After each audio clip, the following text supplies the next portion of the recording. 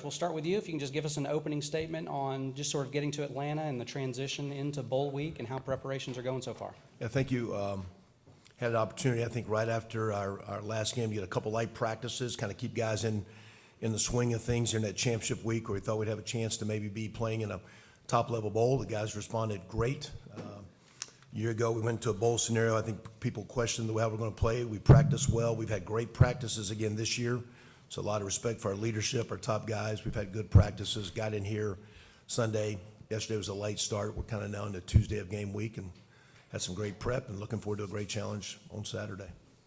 All right, CJ, next for you. Just talk about kind of the event last night and getting settled into bowl week. What were your thoughts on the event at the Hall of Fame last night? Yeah, it's been a blessing to be down here playing for a national championship. So it's been a goal of mine since I got to school. And last night was fun. Kind of just let things loose and just really enjoyed the time with your brothers. And then playing against them was fun. It was just it was competitive at the same time. It was hard on. It wasn't very competitive like you would think. So it was just having fun and it was a good time. So. All right, Emeka, how about you? You guys dropped the first one, but you came back strong in the second event, and we're tied at 1-1. Yeah, last night was definitely fun. Just happy to be down here, spending time with my brothers, and getting the team camaraderie going, and kind of just not forgetting what an accomplishment it is to be here. But obviously we're very focused and tuned in on this game, so we're locked in for a good practice today and putting it all on the field on Saturday. All right, thanks, gentlemen. Okay, we'll go ahead and open it up for questions now. Please raise your hand. We'll get a microphone to you. Remember to give your name and your affiliation and to whom you're asking the question. We'll start right over here on the second row. Griffin Strom, 11 Warriors. Coach Wilson, I'm just wondering how much different has your role in the game plan and things like that been, or has it been different at all since obviously taking on the new job here in the last month? Coach was pretty with the calendar. After our last game, it was a dead recruiting week until Friday. So as coaches, we were in, kind of looking at potentially ahead, looking at how we just played and kind of reviewing the year. Had a couple light workouts with our guys just to kind of keep them in tune because we felt we could be playing in this game, and we knew that team was practicing that week, so we didn't want to go out after the season, have hard prep, but just keep our guys sharp and on edge. And then we spent through the recruiting cycle. In my situation, I was gone a little bit, but we have probably spent more time game planning as we wrapped up the recruiting cycle and everything going on, and probably are farther ahead. We've been through our game plan several times. Now we're in game week. I think this is about the third time that we're going through a lot of things, a lot of polishing. So I think Coach Day was, and Coach Mick with the workouts, but Coach Day was adamant about our preparation, being ahead, and not down here stressing and last minute going through things. We're not, by any means, this is not bowl week. This is playoff week. But we're very much, I think, ahead, as players would tell you, with the game plan, what's going on, playing a challenging team with a lot of great athletes and a lot of stress they bring in their structure. But we've worked really hard to be ahead and give our kids a chance to go out and be aggressive and play well Saturday night. All right, we'll take our next question from all the way back to the left side. Dom Taberi with WBNS TV in Columbus. CJ and Emeka and Kevin, indoor game, weather's not going to be a factor. How much would you think we'll see the ball in the air? Can you give us an idea? And do you see an opportunity there?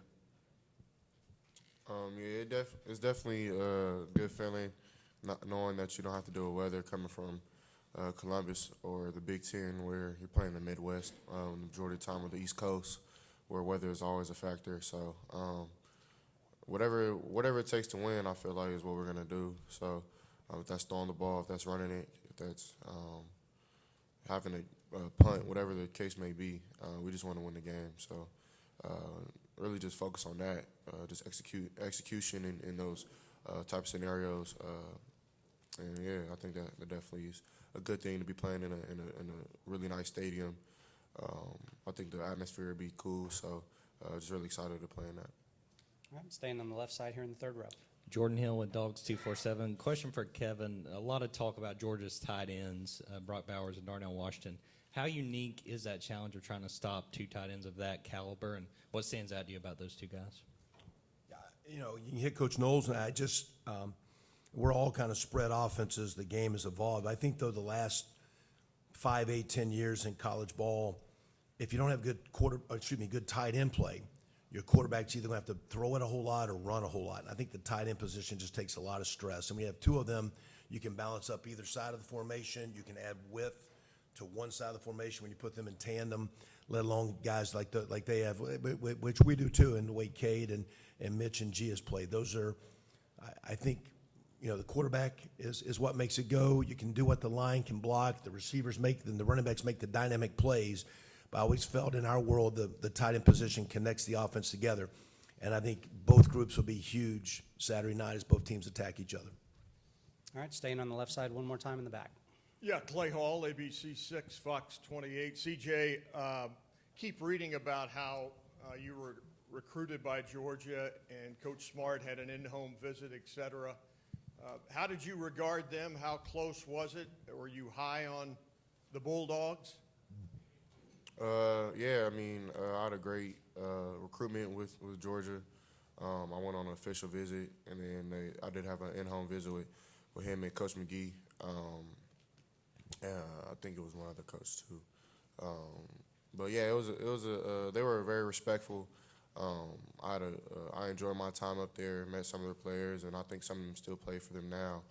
I have respect for them, and I think they have respect for me. I got to see him up at the Heisman with Stetson, so I got to talk to Coach Smart a little bit. He's a good dude, definitely a great coach. So nothing but respect from both sides, I feel.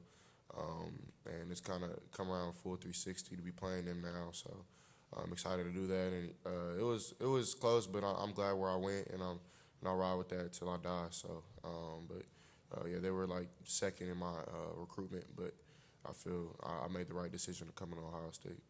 All right, right side is stepping up. We'll go right here in the front row. Yeah, Brooks Austin with Dogs Daily. CJ, I'm just curious, a coordinator change midway through the season.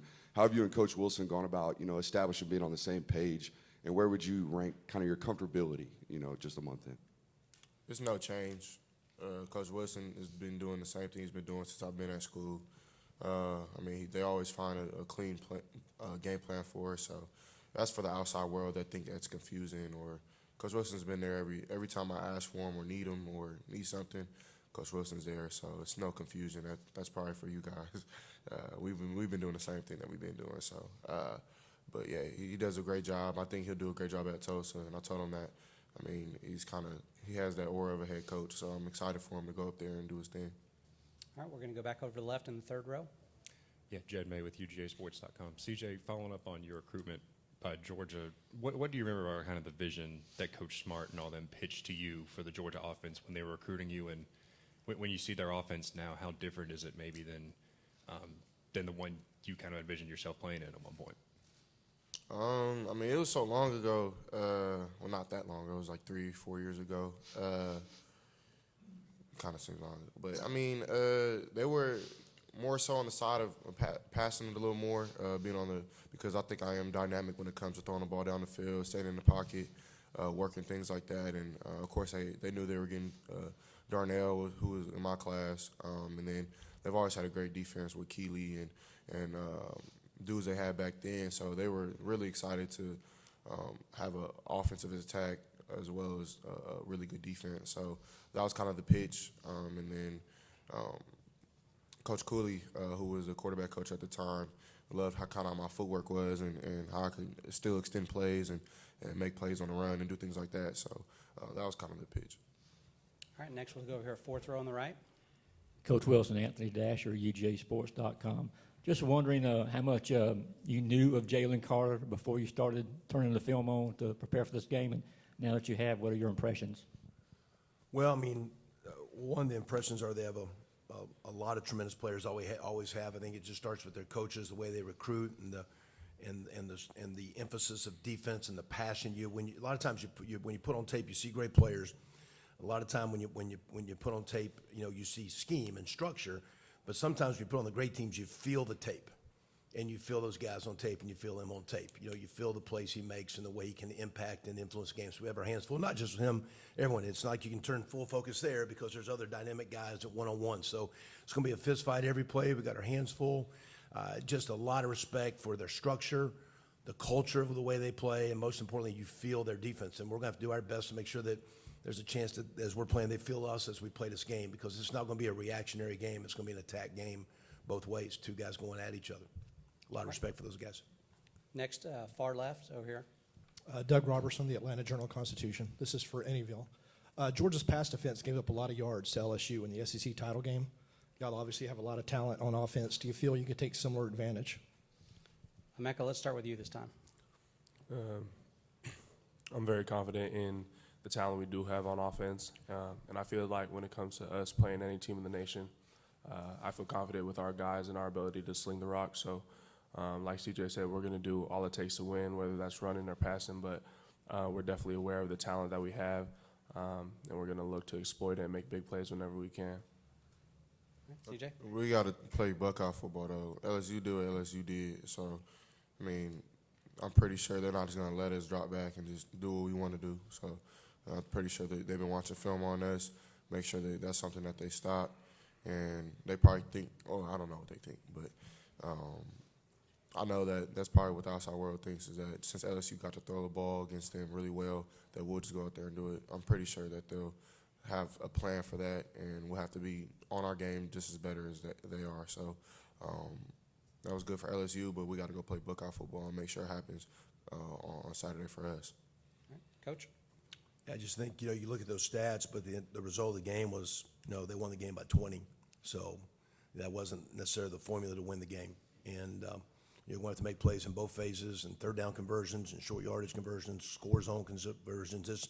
You look at the history of championship football games, there's not a lot of 9-7, 13-10 ball games. And we got two great defenses going at each other, but there's playmakers on offense, and when you look in the big-time plays, you got to score points. So we got to find a way not to have just yards passing or running. We got to find a way to get the ball in the end zone if we want a chance to win this game.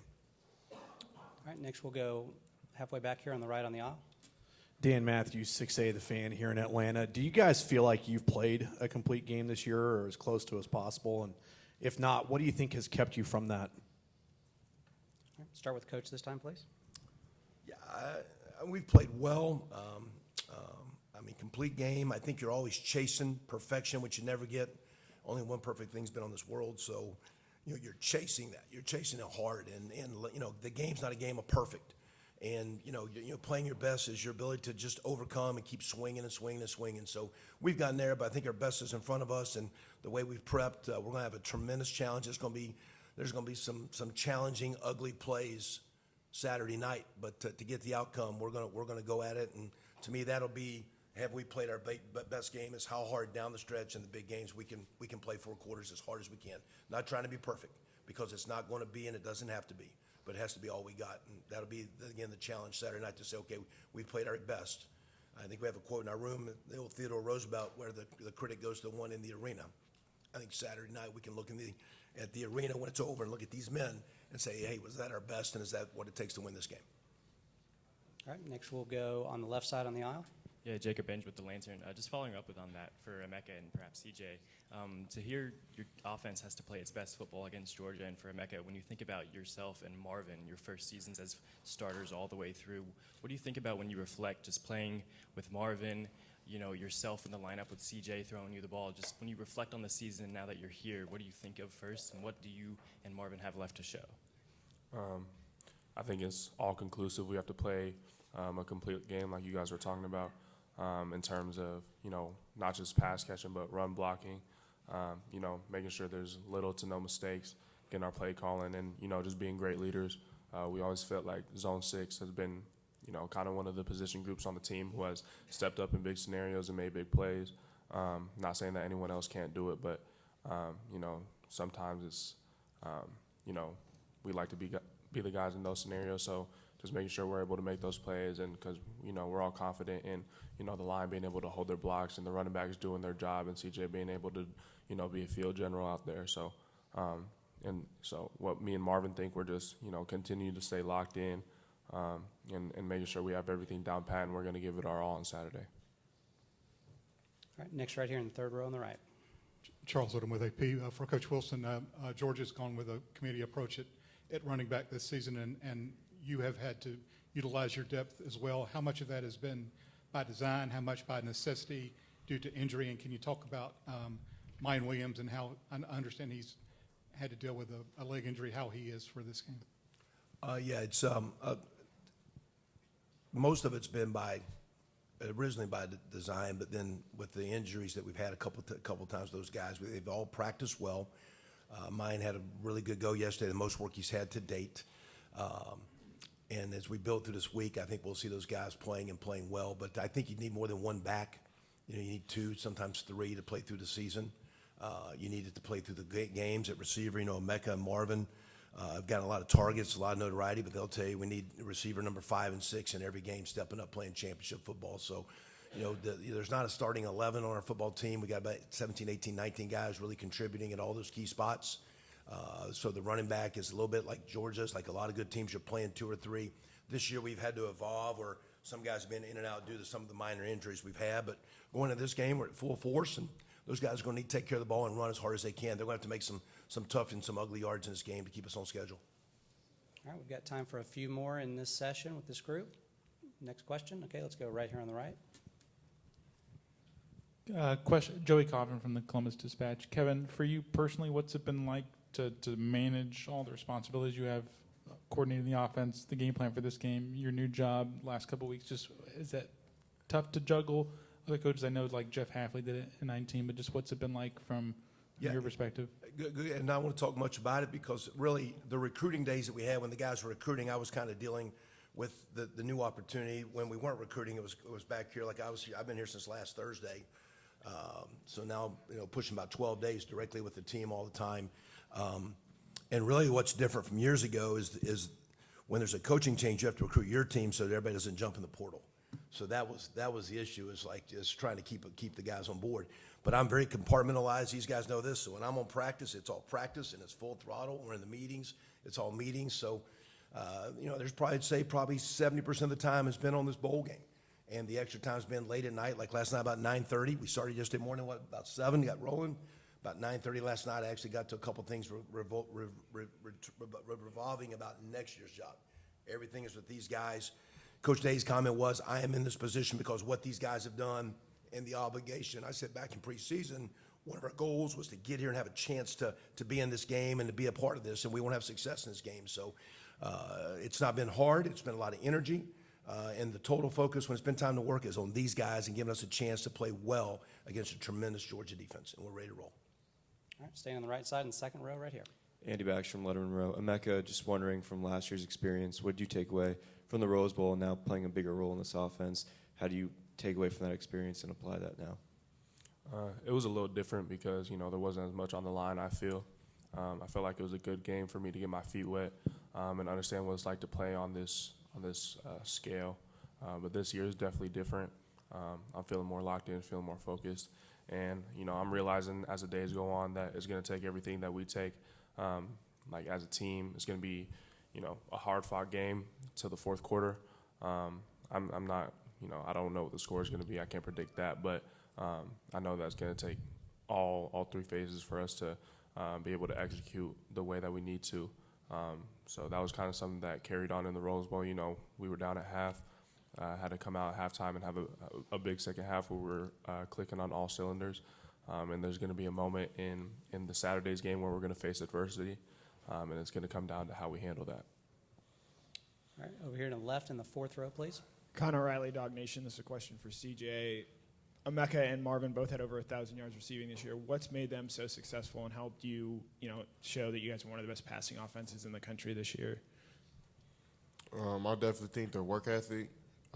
Whenever I come into the facility, either they're there or they're coming, and they're coming with me, or they're there by themselves on the jugs, and that kind of just shows you what type of work they put in. It's been like that since their freshman year, and I think that's kind of what's been paying off, is just the work that they put in, and then really just how smart they are. Like, they pick them on the offense really well.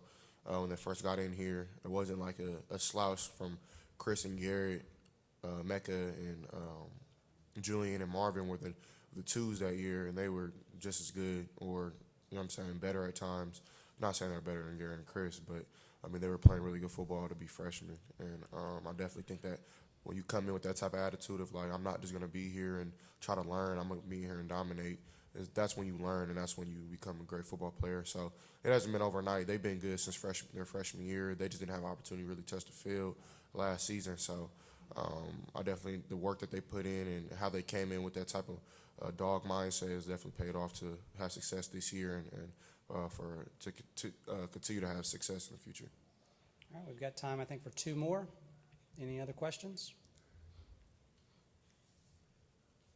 Anybody? Okay, all the way back in the back, please, on the left.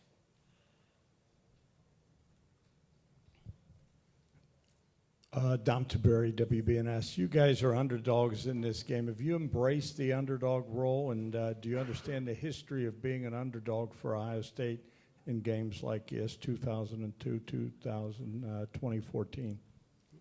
Coach, start with you, please.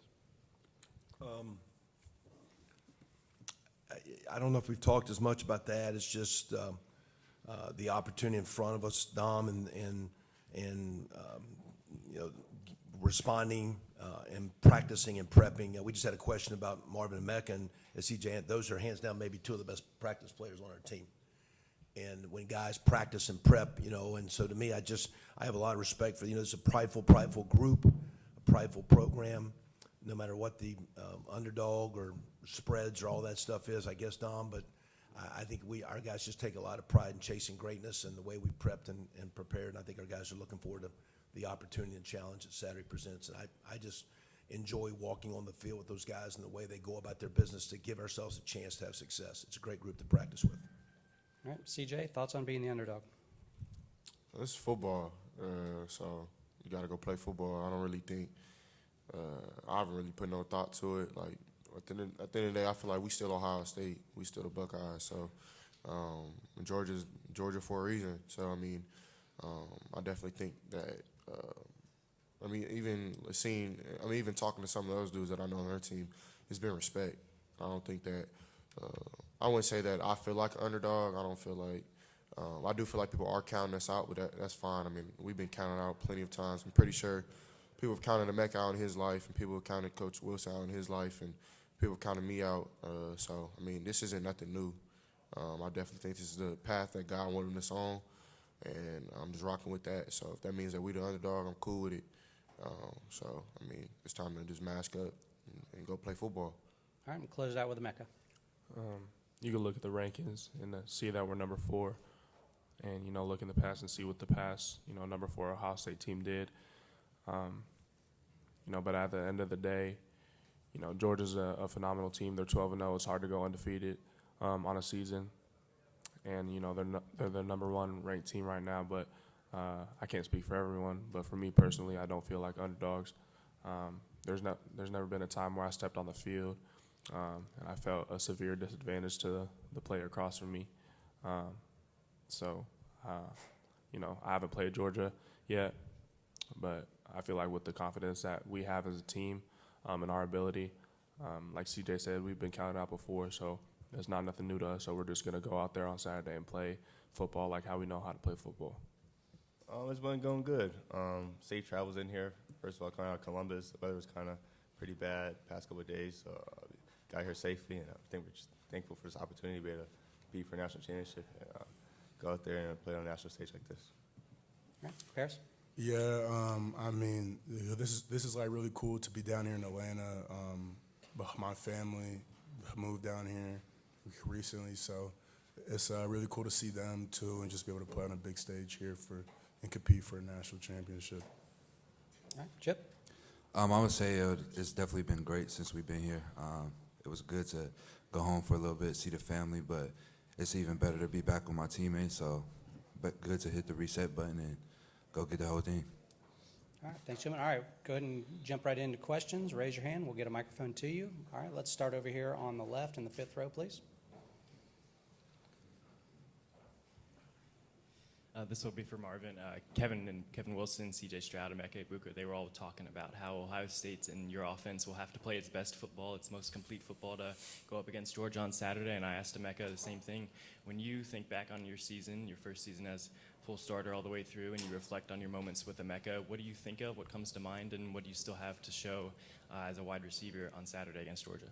Yeah, I think we had a lot of fun this year.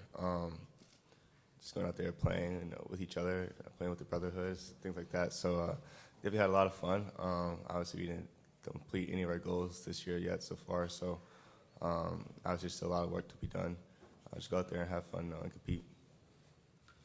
All right, third row on the left. And Jordan Hill with Dogs247. Question for Paris. What stands out to you about Georgia's defensive line and just the challenge going up against those guys on Saturday? Yeah, they have a strong defensive line, and I believe that's probably one of the strongest units on the defense, of course. And I think it's like a matchup game up front. I think, of course, they have Stackhouse and Carter, and, they have 13, 33, and 90 on the outside that rotate a lot, along with 32. And I think that's a solid group, and they rotate a lot, and I would say their twos are almost as good as their ones. So I think it's a respectable matchup. It's definitely not, there's not anybody on their line that you overlook in terms of doing your preparations for. All right, next we go right here in the front row. Marvin, Evan Kroll with Dogs Daily. You carry the name Marvin Harrison. Your dad played in a lot of big football games, but this is kind of your first opportunity to show not just the college football world, but the entire world who you are. What do you want the world to know about Marvin Harrison Jr., not just Marvin Harrison?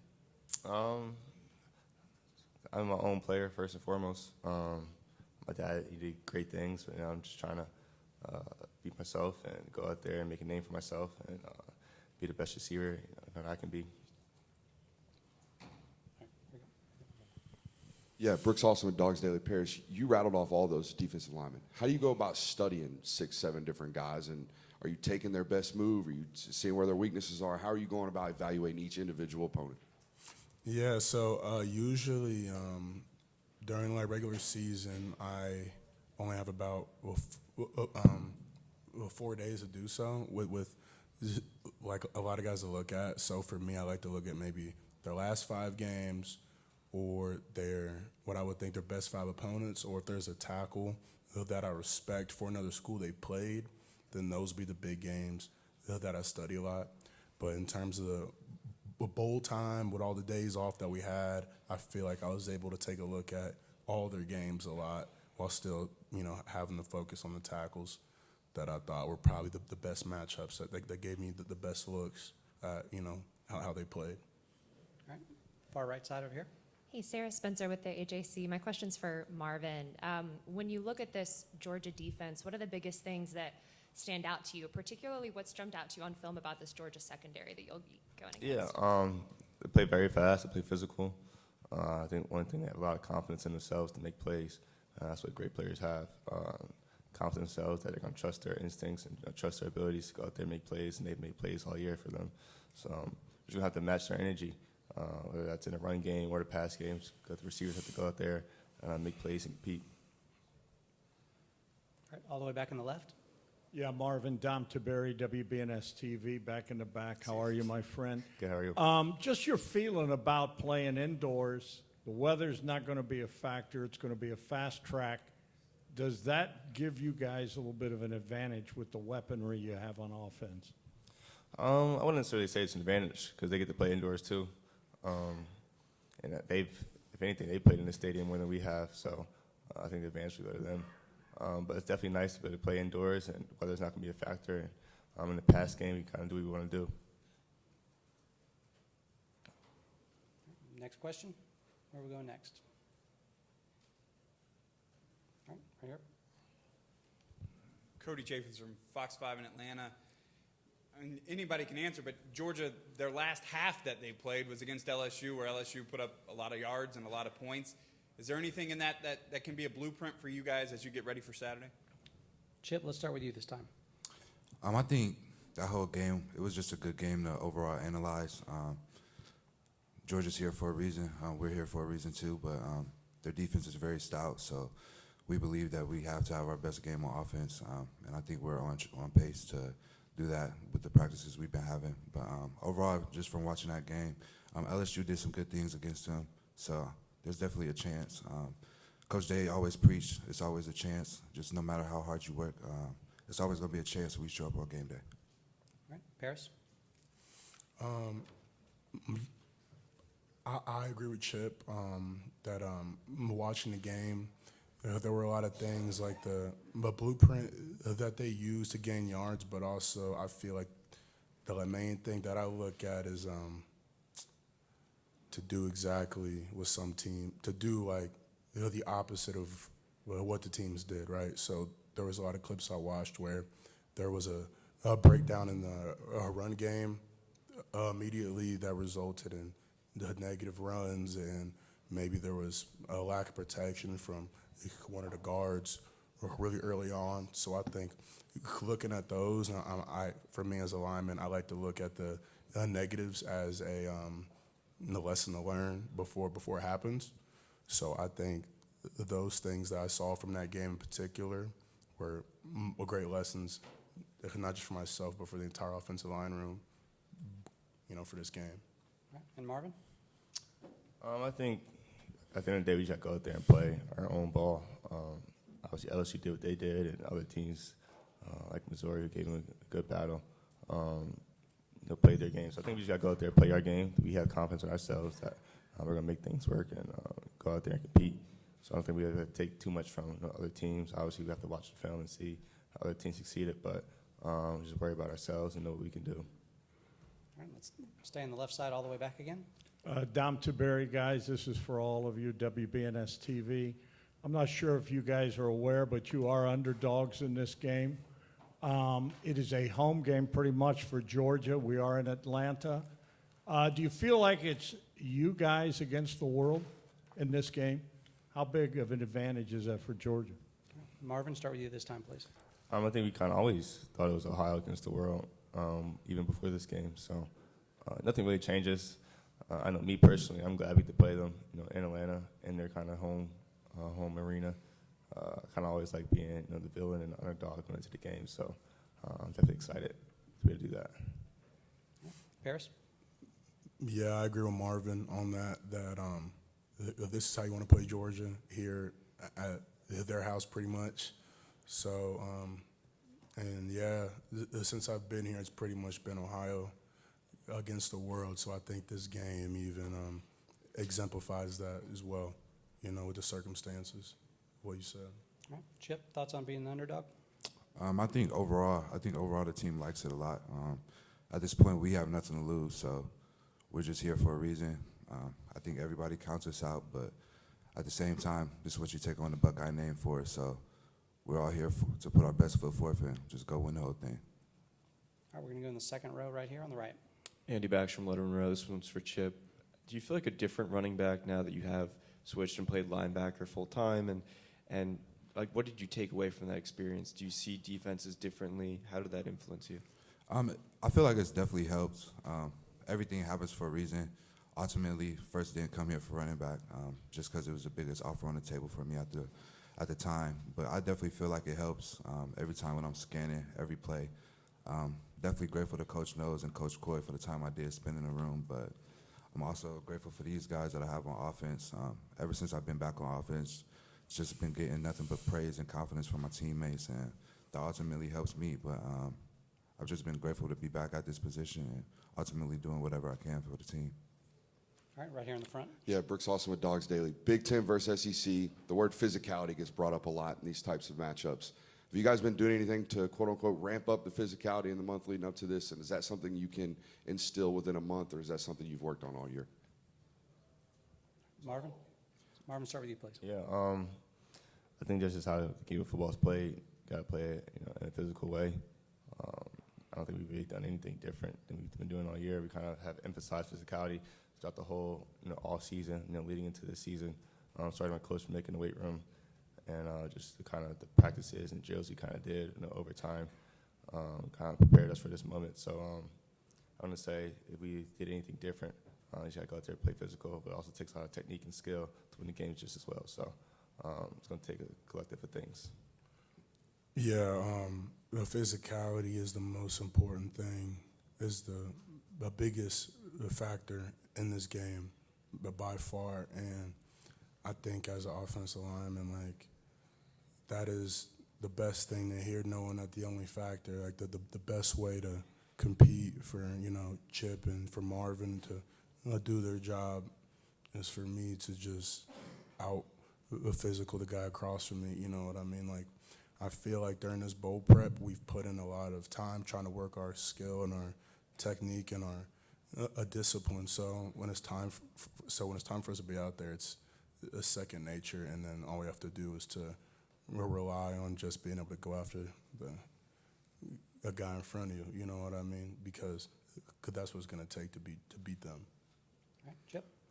I feel like when you're a Buckeye, this is all you ask for.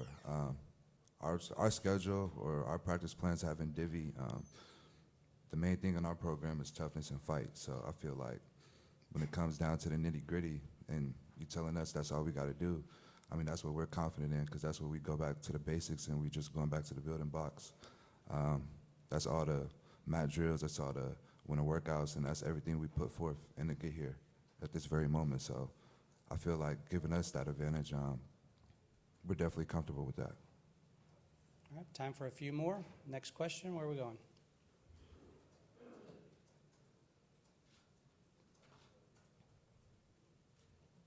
Anybody? Okay. All the way in the back on the left, please. Do you guys feel like bragging rights is on the line, SEC versus the Big Ten? And, you got two Big Ten teams in the playoff. You feel like there's something to be proven here? Chip, start with you this time, please. Me personally, I don't think we're worried about bragging rights. At the end of the day, I think all the bragging rights just go into who holding up the national championship trophy at the end of all of this when it's all said and done. So I think the main goal is just to get to that final game. Yeah, I haven't thought about that once since we heard about this matchup at all. I think the only thing that's been on our minds is Georgia. And I think, for it to be anything else in the Big Ten and SEC is not necessary. Yeah, I'm just going to echo what they said, really. This is like conference football right here. No matter who, Big Ten, SEC, ACC, Pac-12, Big 12, whoever is playing, it's just going to be Ohio State versus Georgia. All right, time for a couple more. Next question.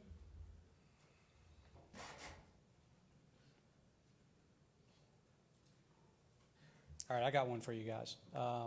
If you guys win this game, I think you're going to be the first team to win all 6 New Year's 6 bowl games. Is that a point of pride for the program? What thoughts go through your mind of being the only team to have that opportunity? I didn't even know that was a stat, first of all, so thank you for enlightening me on that. That'd be very nice. Credit to all the teams in the past that have won the other bowl games. We're trying to do our part. I did know this was our first time in the Chick-fil-A Peach Bowl, so like I said, we're thankful for the opportunity. Go get a chance to make history. It's very good. Yeah, well, like Marvin said about, being in the Woody, I think the first question that we all ask, I mean, I don't know about everybody, but for me, I ask a lot of questions sometimes about stuff in the Woody. But we don't have any years on a Peach Bowl sign in our facility, so I think, just being able to have a chance to be the first team on the list, for all the rest teams that come in the future would be like a really cool thing to have, and especially the first one in the country to have all 6 would be special. All right, we'll make sure we get one of those to you. All right, Chip, what about you? I think it's definitely grateful for us to be down here at the Peach Bowl. I think Atlanta's a beautiful city. But at the end of the day, I just know the whole Buckeye fan base and the whole Buckeye world. It's only one trophy that matter at the end of the day. So. All right, fair enough. All right, we've got a couple more minutes with these guys. Any final questions? Okay, let's go on the aisle here on the left. Jacob Bench with the Lantern. Chip, just following more up on that, to play for Ohio State, this is your first season since transferring. You're an Ohio native and whatnot. What has that meant to you this season, and now to wear the scarlet and gray in the college football playoff against the #1 team, just to play for Ohio State, being an Ohio native, what has that meant to you all season? All season, it's just been grateful. Me being back in the state of Ohio, really just playing ball. I'm so crazy. I really don't even get nerves anymore, just because I'm so prideful to even be back here, putting on a scarlet and gray, and putting on a Buckeye helmet. But at the end of the day, it's definitely good just to be along with guys like Paris and other guys that's from Ohio. you definitely get that culture and you get that sense of pride on the team, and that's what we carry with us, and that's what you come here to stay for. So. Okay, right here, second row on the right. Marvin, I meant to ask you out there, just more a question for next year probably, but what have you seen in Kyle McCord in bowl practice and maybe late in the year that obviously he could be the guy next year's competition? Yeah. What have you seen from him late this year? Yeah, I mean, he's getting better each and every day. He practices really hard.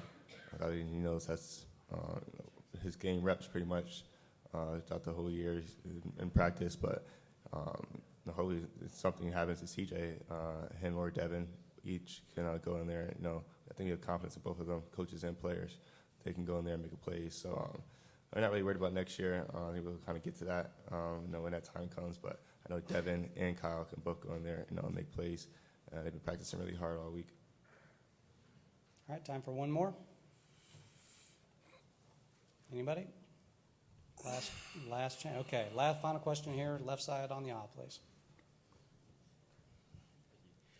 Jacob Benj with the Lantern. For all three of you, Kevin Wilson talked a lot about having to balance, preparing to be the next head coach at Tulsa while also being the offensive coordinator for your offense. I'm curious, just from all three of your perspectives, what have you seen working with Kevin Wilson the last couple of weeks since he's taken the new job, and just what has he meant to you guys just this season and throughout your careers at Ohio State as well? All right. Chip, let's start with you, please. I've actually had the chance to know Coach Wilson ever since my sophomore year of high school, so I think Coach Wilson is a great guy. Well, I think we're all definitely happy for him to get a head coaching job at Tulsa.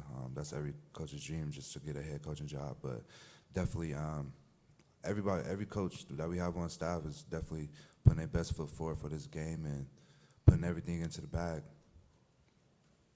Yeah, Coach Wilson has been a friend of the family since before I was born. He coached my dad at Miami, Ohio.